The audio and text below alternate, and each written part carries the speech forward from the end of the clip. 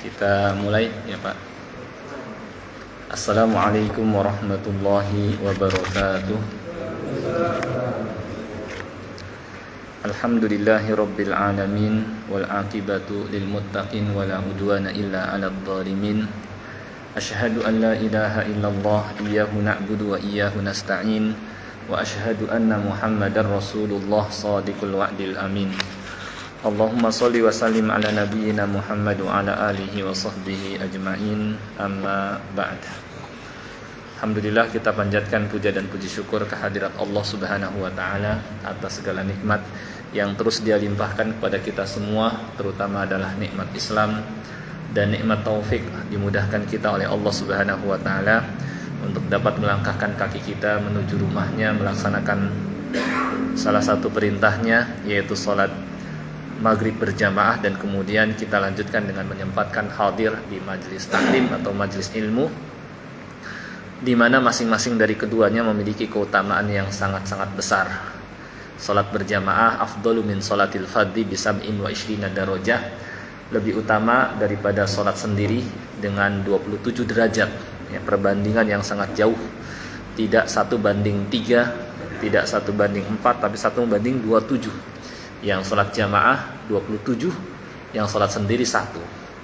Yang kedua, hadir di majelis ta'lim juga memiliki keutamaan yang besar. Kata Nabi SAW, man salaka tariqa yaltamisu fihi ilma sahalallahu bihi tariqan ilal jannah. Barang siapa yang menempuh jalan untuk menuntut ilmu, maka Allah akan mempermudah baginya jalan menuju surga. Semakin mudah bagi dia, ya, semakin jelas bagi dia jalan menuju surganya Allah Subhanahu wa taala. Terlebih waktunya sambil menunggu tibanya waktu sholat berikutnya. Yang ini merupakan termasuk jihad yang kadang-kadang orang kurang tahu. Ya, ini termasuk jihad. Ya. Kata Nabi sallallahu alaihi wasallam, ala adullukum ala ma yarfa'ullahu bihi darajat. Maukah kalian aku tunjukkan amalan yang dengannya Allah akan tinggikan derajat, wa yamhu bihil khataya, dan dengannya Allah Subhanahu wa taala hapuskan dosa-dosa. Bala ya Rasulullah, ya wahai Rasulullah, kata para sahabat. Kata beliau, isbagul wudu, menyempurnakan wudu yang pertama, ya. Menyempurnakan wudu. Menyempurnakan di sini dia menggabung antara yang wajib dengan yang sunnah dalam wudu. Yang wajib yang disebutkan dalam Al-Quran di surah Al-Ma'idah ayat 6, seperti membasuh muka, tangan sampai siku, mengusap kepala, membasuh kaki, ditambah dengan yang sunnah-sunnah seperti berkumur-kumur, menghirup air ke hidung, melakukan dalam membasuh anggota wudu 3 kali. Ini namanya menyempurnakan wudu. Indal makari, pada saat suasana, ya, tidak menyenangkan, mungkin cuaca dingin, dirinya lagi capek, males dan lain sebagainya, tapi dia tetap sabar. Yang kedua, wa kathratul khuta ilal masjid, banyak melangkahkan kaki menuju masjid, ya. Dan dengan kita berangkat dari rumah menuju masjid ini, ya, dengan sholat berjamaah kita langkahkan kaki kita menuju masjid, ya, sehingga dengan hal ini Allah Subhanahu wa taala akan tinggikan derajat dan Allah Subhanahu wa taala akan hapuskan dosa-dosa. Wa kathratul khuta, banyak melangkahkan kaki, sudah tercapai yang kedua. Dan yang ketiga adalah wantidharus shalah ba'da shalah, menunggu tibanya waktu sholat setelah melakukan sholat. Barusan kita sudah sholat dan kita di sini sambil menunggu sholat isya. Kata Nabi sallallahu alaihi wasallam, fadzalikumur ribat, itu adalah ribat, jihad. Itu adalah ribat, menjaga perbatasan yang biasa, dari situlah musuh masuk menyerang negeri-negeri kaum muslimin. Fadzalikumur ribat itu setara dengan ribat, jihad. Ya, orang-orang banyak pada enggak tahu, padahal keutamaannya sangat besar sekali. Apalagi sambil taklim, ya, sambil nunggu isya sambil ngaji. Ya, yang keutamanya sangat banyak sekali. Majtama'a qaumun fi baitin min buyutillah, tidak berkumpul satu kaum di salah satu rumah Allah, yatluna kitab Allah, membaca kitabnya. Kita membaca kitabnya Al-Quran. Kemudian wa yatadarasunahu fima bainahum, dan saling mengkaji antar sesama mereka. Illa nazalat alaihimus sakinah, melainkan akan turun ketentraman. Wa ghasyiyatuhumur rahmah, rahmat akan turun meliputi. Wa hafathumul malaika, para malaikat akan mengelilingi, dan yang terbesar dari itu adalah nama kita disebut oleh Allah, wa dzakarahumullahu fi man indah, di hadapan para malaikat yang ada di sisinya. Ya. Dan keutamaan lainnya dari hadir di majlis taklim diantaranya adalah membantu kita untuk istiqomah di atas agama Allah. Yang keutamaan istiqomah, ya, innal ladzina qalu rabbunallah tsumma istaqamu fala khaufun 'alaihim wala hum yahzanun. Siapa yang menyatakan Rabb kami Allah, kemudian istiqomah di atasnya, dan ini yang membantu kita untuk istiqomah, maka kata Allah fala khaufun, nanti kalau meninggal dunia tenang aja, enggak usah takut. Ya, Allah akan jaga dari malapetaka, kedahsyatan, kengerian di alam kubur. Demikian pula di alam akhirat, ya. Walahum yahzanun, demikian pula enggak perlu sedih terhadap yang ditinggalkan.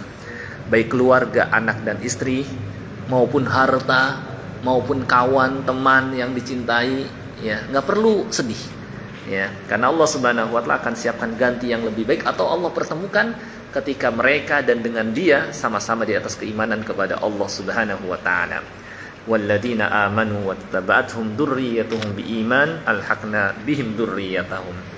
Orang yang beriman dan keturunan mereka mengikuti jejak langkah orang tuanya, maka Allah akan pertemukan mereka nanti di akhirat, dan seterusnya. Baik, seperti biasa pada malam Ahad pekan kedua ini kita mempelajari tafsir Al-Fatihah dan Juz Amma, dan sudah beberapa ayat kita pelajari. Sudah masuk surah An-Nazi'at ya Pak ya? An-Nazi'at ayat ke? Ada yang ingat mungkin? Berapa? 14 atau 15 ya? Oh ya, baik.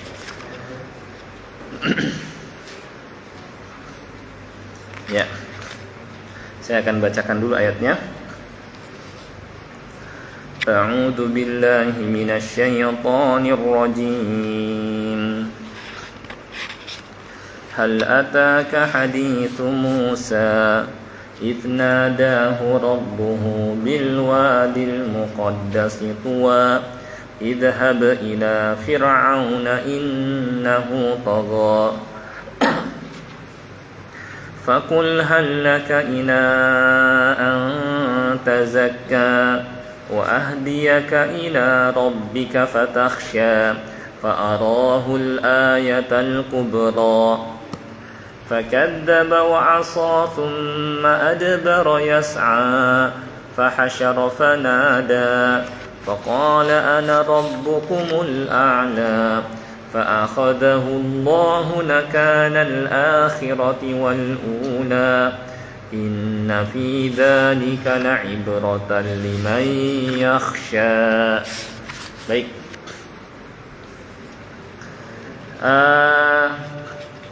Dalam ayat yang tadi kita baca, ya, diterangkan kisah Nabi Musa alaihi salam dan Fir'aun di sela-sela, ya, Allah Subhanahu wa taala menguatkan tentang adanya hari kebangkitan, ya.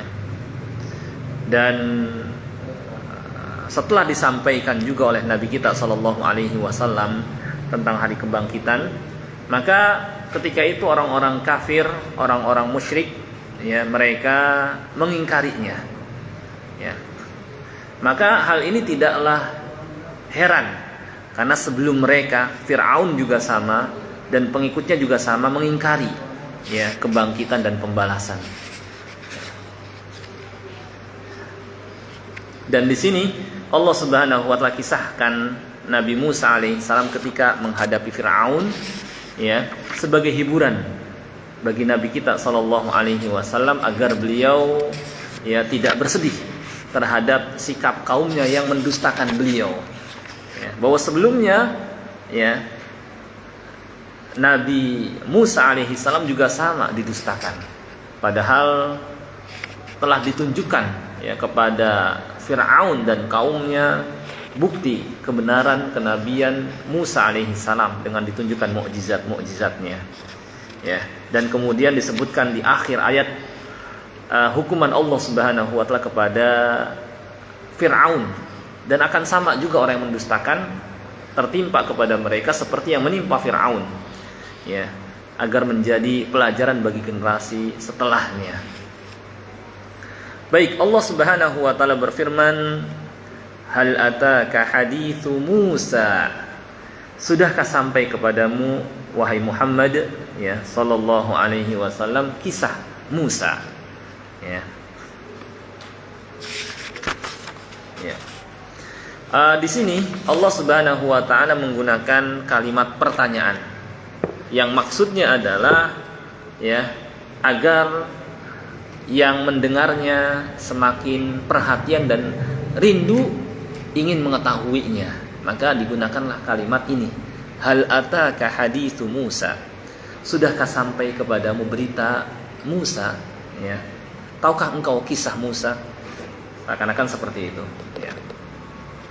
Nabi Musa alaihissalam sebagaimana yang kita ketahui salah seorang Rasul ulul azmi yang memiliki kesabaran yang sangat kuat, ya. Dan Allah Subhanahu wa taala mengutusnya ya di tengah atau di zaman hidupnya raja penguasa yang sombong, itulah Fir'aun, yang sikapnya sampai keterlaluan melampaui batas, mengaku dirinya sebagai Tuhan dan menindas rakyatnya, terutama Bani Israel, ya, karena terutama ketika dia mendapatkan kabar bahwa atau bermimpi bahwa kerajaannya nanti akan digulingkan oleh Bani Israel, ya. Jadi di Mesir ada dua penduduk yang tinggal ketika itu. Kibti, ya, ini bangsa Mesir asli, ya. Dan yang kedua Bani Israel, keturunan Israel atau Nabi Yakub alaihissalam, dibawa pada zaman Nabi Yusuf alaihissalam dari Palestina ke Mesir, sehingga mereka pun tinggal di Mesir dan berkembang, berketurunan, sehingga jumlahnya pun banyak juga di Mesir, ya. Nah, Fir'aun, ya,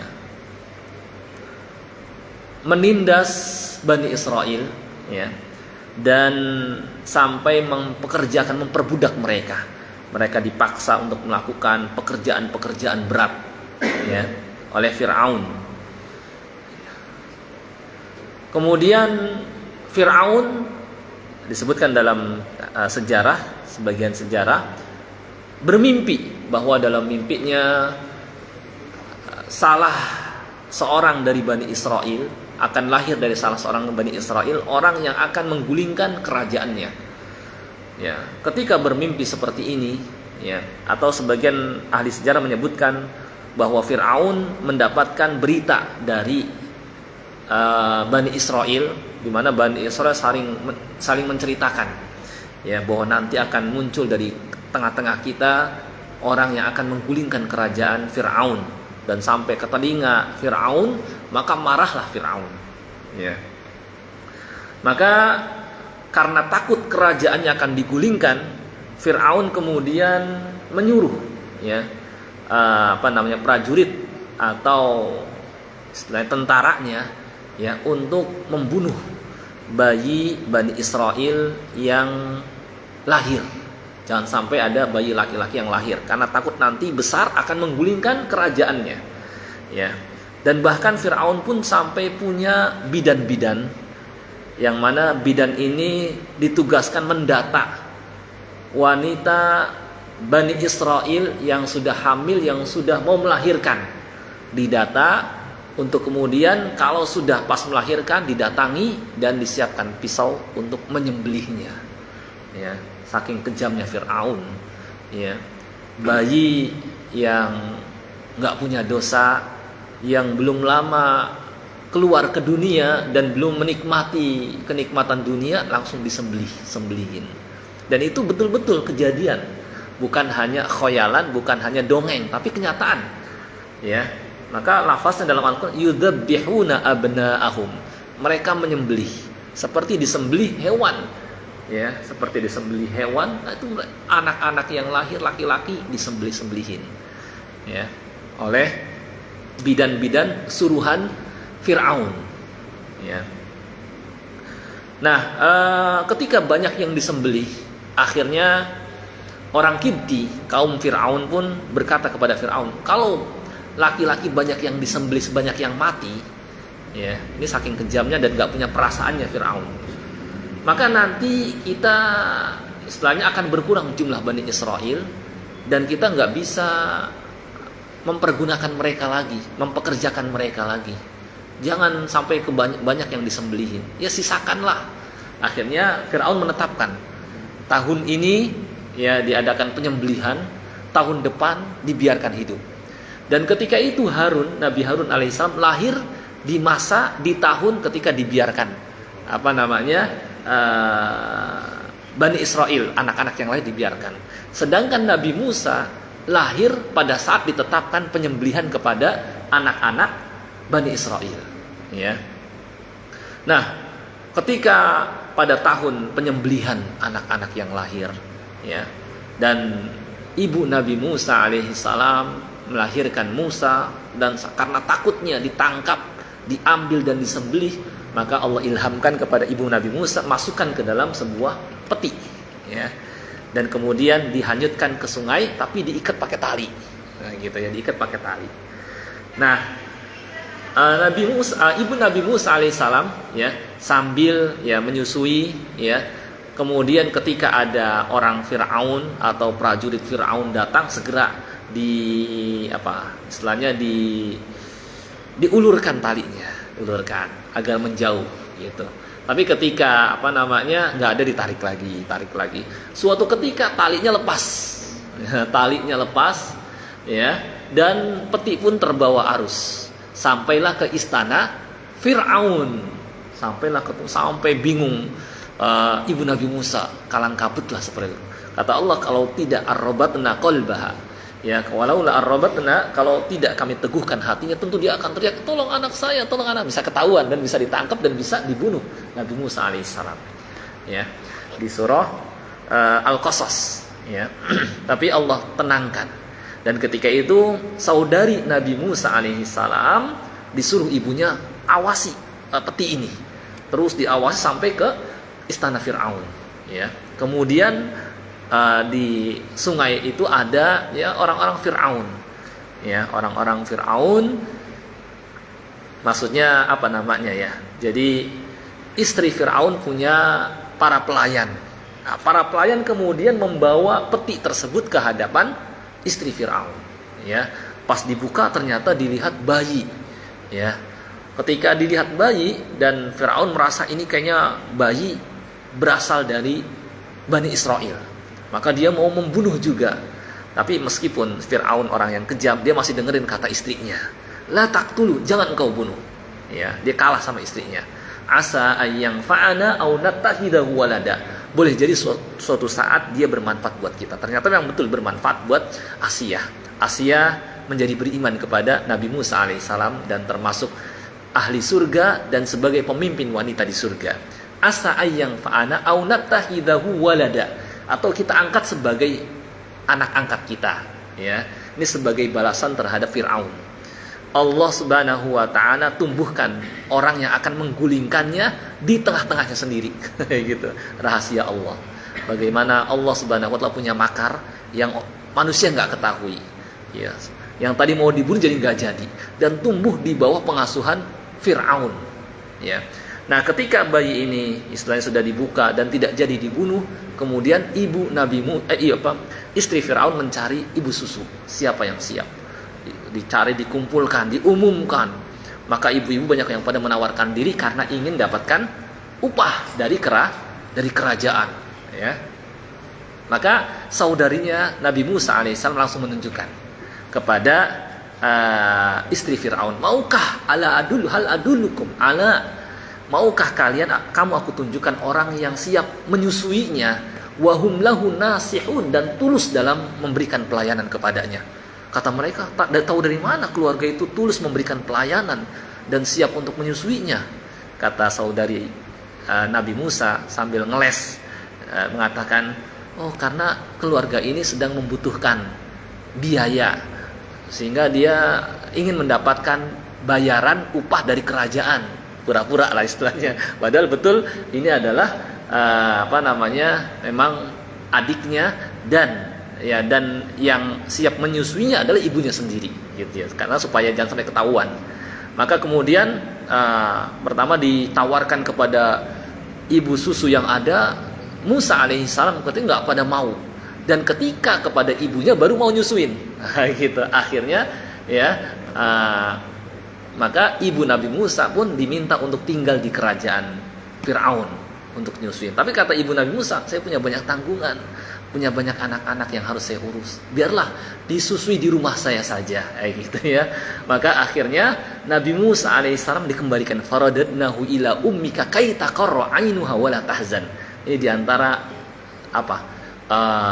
bagaimana kelembutan Allah, penjagaan Allah kepada Nabi. Kami kembalikan dia kepadamu agar hatimu merasa tentram dengannya, dijaga, gitu.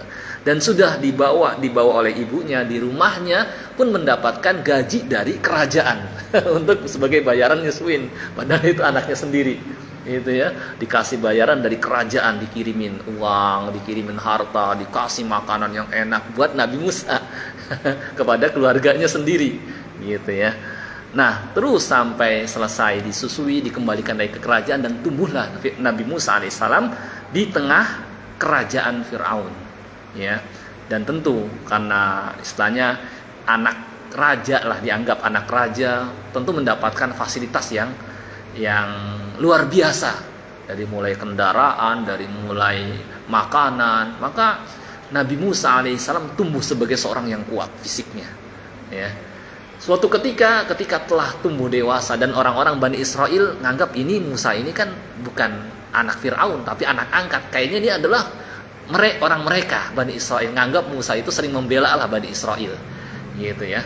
Nah, suatu ketika terjadi pertengkaran antara tentara Fir'aun, orang Kibti, dengan Bani Israel. Disebutkan dalam tafsir Ibnu Katsir bahwa orang Kibti ini, ya, orang Fir'aun, minta dengan paksa kepada Bani Israel, bawakan kayu bakar ke dapurnya, ya. Tapi nggak mau Bani Israel dipaksa seperti itu. Akhirnya dia minta tolong kepada Nabi Musa alaihissalam karena diancam. Akhirnya Nabi Musa datang, kemudian memukulnya ke bagian dadanya. Karena Nabi Musa alaihissalam seorang yang fisiknya kuat, sekali pukul langsung mati, dan nggak bermaksud membunuh, cuma mukul doang, ya, cuma dipukul di bagian dada langsung mati. Karena bagaimana kuatnya Nabi Musa alaihissalam, langsung mati, ya. Dan Nabi Musa alaihissalam nggak bermaksud membunuhnya. Dan kemudian karena orang Kipti meninggal, dan sampai berita ini kepada Fir'aun, dan dicari tahu siapa yang membunuhnya. Kemudian ketahuanlah bahwa yang bukan yang membunuhnya, tapi istilahnya dia terbunuh, ya, oleh Nabi Musa alaihissalam, ya. Maka kemudian ada ketetapan dari kerajaan bahwa Musa harus dibunuh, ya. Lalu datang seorang yang berikan nasihat kepada Musa, wajah amin aqsal Madinah, datang dari tempat yang jauh dan beritahukan, pergilah meninggalkan negeri ini, karena mereka fa innal mala ya'tamiruna bika liyaqtuluk, karena para pemuka, ya, orang kerajaan sedang bermusyawarah untuk membunuh. Pergilah keluar. Maka Nabi Musa alaihissalam, ya, pergi meninggalkan Mesir menuju Madian. Perjalanan memakan waktu kurang lebih 8 hari. Ya. Sesampainya di Madian, ya, Nabi Musa alaihissalam ketika berdoa kepada Allah agar ditunjukkan jalan, ya. Sampailah beliau di Madian, ya. Beliau menemui orang-orang pada berkerumun mengambil air untuk hewan ternak mereka di sebuah sumur, ya, sumur yang dari situlah mereka memberikan minum kepada ternaknya. Kemudian ada 2 wanita yang agak jauh dari kerumunan itu, menunggu orang-orang selesai ngasih minuman, barulah dia datang. Ya, Nabi Musa alaihissalam memperhatikan 2 wanita ini, kok kasihan banget, dia nunggu orang istilahnya selesai memberikan minum baru dia datangi. Lalu ditanya mereka berdua, ma khotbukuma, apa kenapa kalian tetap di sini nggak ngambil? Kata mereka, kata dua wanita ini bisa, afwan, ada Quran supaya saya nerangkan lebih gamblang gitu ya, afwan. Ya, jadi kita kan tafsir Quran dengan Quran gitu ya. Saya kalau di ayat lain diterangkan, cuma kalau di sini saya kan singkat aja. Al-Quran yang mana yang nggak ada terjemahnya nggak apa-apa. Ya, syukran Pak Hafiz. Iya. Nah, afwan, syukran. Nah, di surah Al-Qasas ya.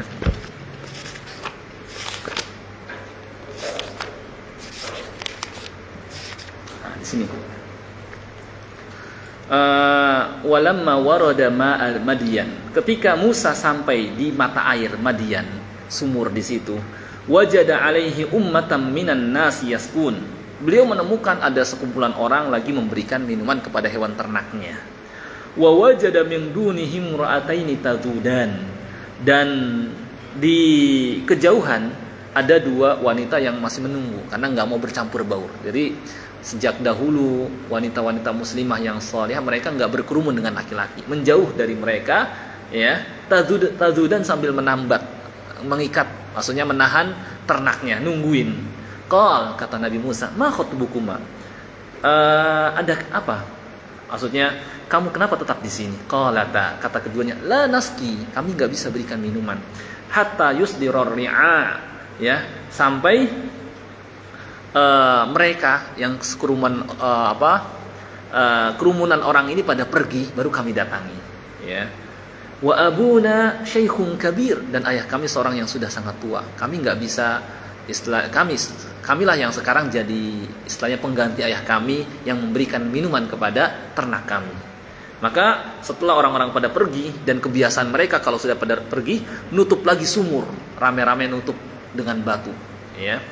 Maka kemudian Nabi Musa alaihissalam pun mendatangi sumur, dan beliau ngangkat sendiri ya batu itu yang biasa diangkat oleh 10 orang. Ya, saking kuatnya fisik Nabi Musa alaihissalam, diangkat sendirian batu itu dari sumur, sedangkan biasanya batu ini diangkat oleh 10 orang. Diangkat kemudian dikasih minum ya hewan ternaknya. Kemudian Nabi Musa alaihissalam pergi ke tempat yang teduh sambil berdoa, Rabbi inni lima anzalta ilayya min khairin faqir. Ya Rabbi, sesungguhnya aku butuh sekali ya kebaikan, yakni makanan yang engkau turunkan kepadaku. Yakni aku lapar karena sudah 8 hari berjalan jauh dari Mesir, ya makanan seadanya sudah habis, lapar, akhirnya berdoa ya. Nah, setelah berdoa ini Allah kabulkan.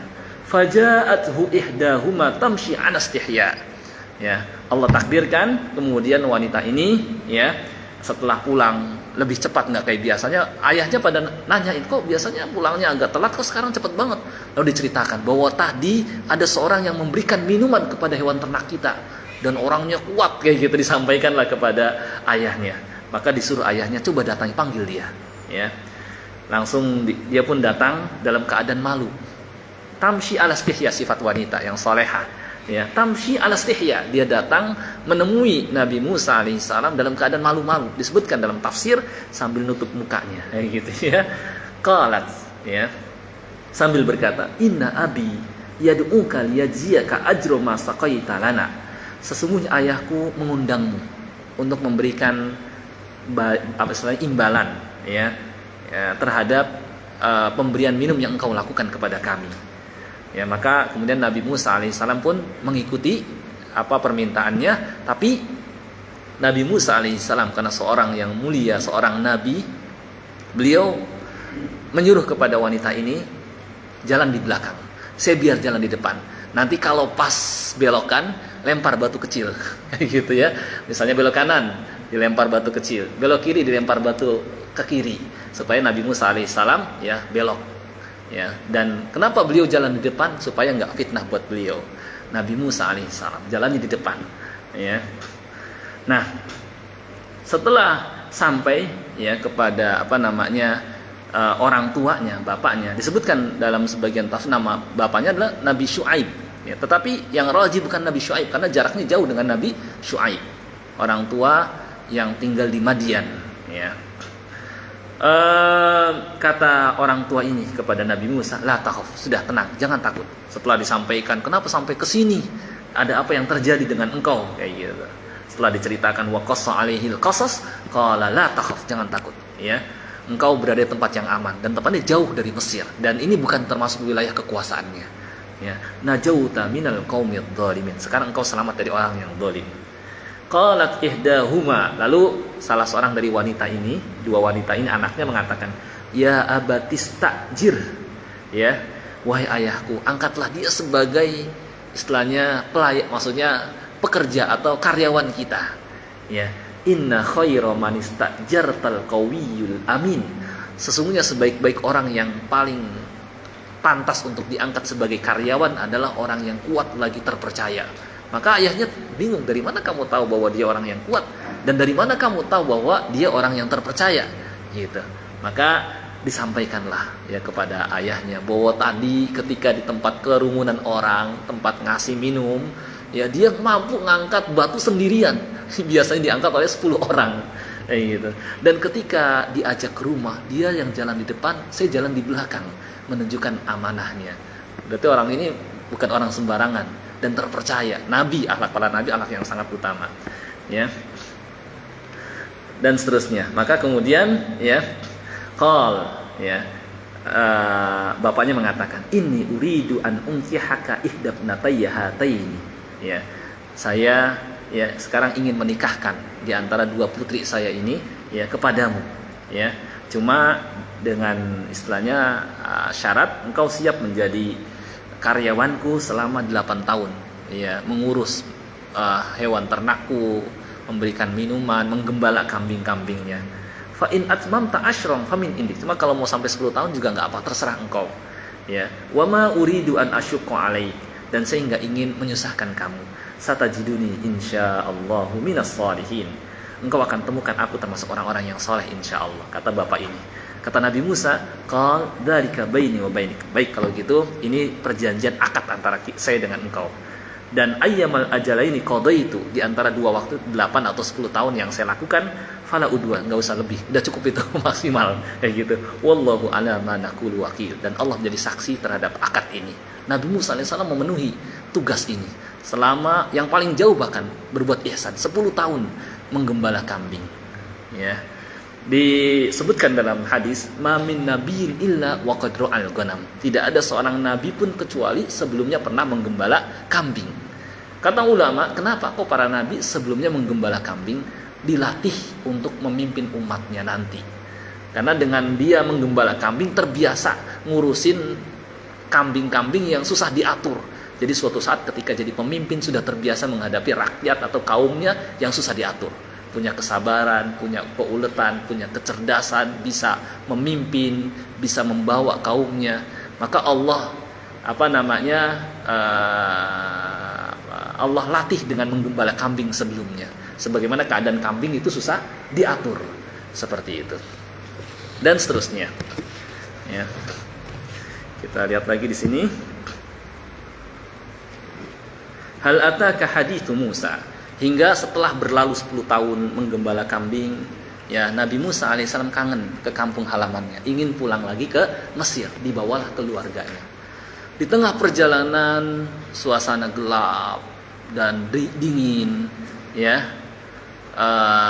Nabi Musa alaihissalam kasihan kepada keluarganya, ya, khawatir mereka kedinginan. Maka Nabi Musa alaihissalam coba mencari istilahnya kayu bakar atau istilahnya suluh api, ya, untuk menghangatkan badan mereka. Ya, ketika pergi ditunggu sebentar, ternyata ada cahaya yang putih, ya, dan cahayanya bagus sekali gitu. Sampailah beliau di sebuah lembah yang namanya Tua, ya. Sesampainya di situ dikira ada api untuk menghangatkan badannya dan keluarganya. Maka ketika itulah ternyata itu adalah panggilan dari Allah Subhanahu wa taala. Idnadahu rabbuhu bil wadil muqaddasi Tuwa. Ketika Tuhannya Allah Subhanahu wa taala memanggilnya di lembah suci yang bernama Tuwa, ya, di lembah suci. Nah, Allah Subhanahu wa taala mengajak langsung bicara kepada Nabi Musa alaihissalam tanpa perantara. Dan biasanya para nabi, para rasul itu mereka mendapatkan wahyu dengan perantaran malaikat Jibril, tapi ini enggak langsung. Sehingga Nabi Musa alaihissalam disebut dengan Al-Kalim, seorang yang diajak bicara langsung oleh Allah Subhanahu wa taala. Ya. Disitulah ya Allah memperkenalkan dirinya. Ya. Di surah Toha.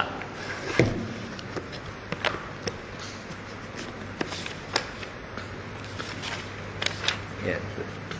Falamma ataha nudiya ya Musa. Ketika Musa sampai di lembah tua itu, maka dipanggillah, wahai Musa, inni ana rabbuk fa'la'na alaik. Sesungguhnya aku adalah Rabbmu, Tuhanmu, maka lepaskanlah dua sendalmu.